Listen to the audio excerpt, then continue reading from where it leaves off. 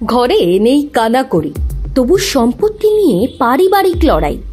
বিধানসভায় শূন্য আসন বিশিষ্ট সিপিআইএম এর সাম্প্রতিক জেলা সম্মেলনগুলোর দশা থেকে এখন এমন ভাষাতেই কটাক্ষ করছেন বিরোধীরা। ব্যাপার হলো 2026 সালে বিধানসভা নির্বাচন, সব ভুলে নিজেদের শূন্য হয়ে যাওয়া খাতা বাংলার বুকে ফের খোলার লড়াই এখন সিপিআইএম তথা বামফ্রন্টের। কিন্তু সাম্প্রতিকতম পরিস্থিতিতে দেখা যাচ্ছে বামফ্রন্টের প্রধান দল সিপিআইএম তাদের দলীয় কার্যকলাপ নিয়েই জেরবার। জেলায় জেলায় এখন চলছে সম্মেলন, রাজ্য সম্মেলনেও শিওরে।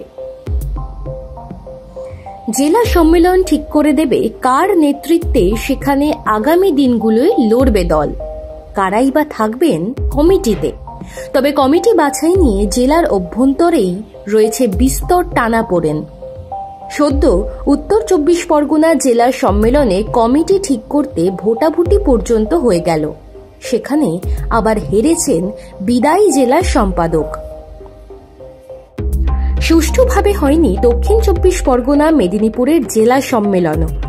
এখানেই উঠছে প্রশ্ন, রাজ্য রাজনীতিতে যখন অস্তিত্বেরই সংকট, তখন এত গোষ্ঠীদ্বন্দ্ব কেন?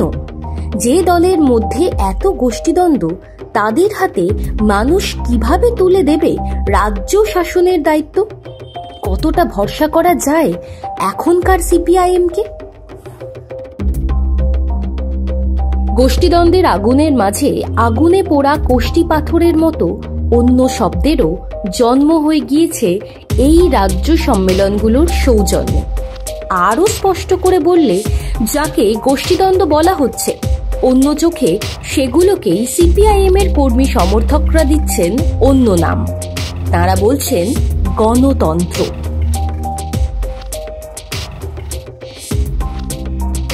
সিপিআইএম এর পক্ষ থেকে বলা হচ্ছে যে কোনো দলেই মতানৈক্য থাকে, কিন্তু সব জায়গায় মত প্রকাশের স্বাধীনতা থাকে না, থাকে স্বৈরতন্ত্র। একনায়কতন্ত্রের জামানায় মত প্রকাশের স্বাধীনতা নেই, সেই প্রথা নেই বলেই সিপিআইএম এর জেলা সম্মেলনে কোনো ব্যক্তি বা গোষ্ঠী নিজেদের ইচ্ছে মতো মত প্রকাশ করতে পারছেন। মতানৈক্য থেকে ভোটাভুটি আসলে দলের মধ্যে গণতন্ত্রের কথাই সোচ্চারভাবে ঘোষণা করছে বলেই দাবি তুলছেন তাঁরা। একথা একেবারে উড়িয়ে দেওয়ার কোনো অবকাশ নেই। সিপিআইএম এর জেলা সম্মেলনগুলোর অতীত ইতিহাস এমন গোষ্ঠীদ্বন্দ্বের সাক্ষ্য দেয়, যেখানে জেলায় জেলায় হেভিওয়েট নেতারা সম্মেলনে নিজেরা বা নিজেদের প্রার্থীকে জেতাতে একেবারে সরাসরি লড়াইয়ে নেমেছিলেন। মনে রাখতে হবে, তখন রাজ্যের শাসক দল সিপিআইএম এর নেতৃত্বাধীন বামফ্রন্ট।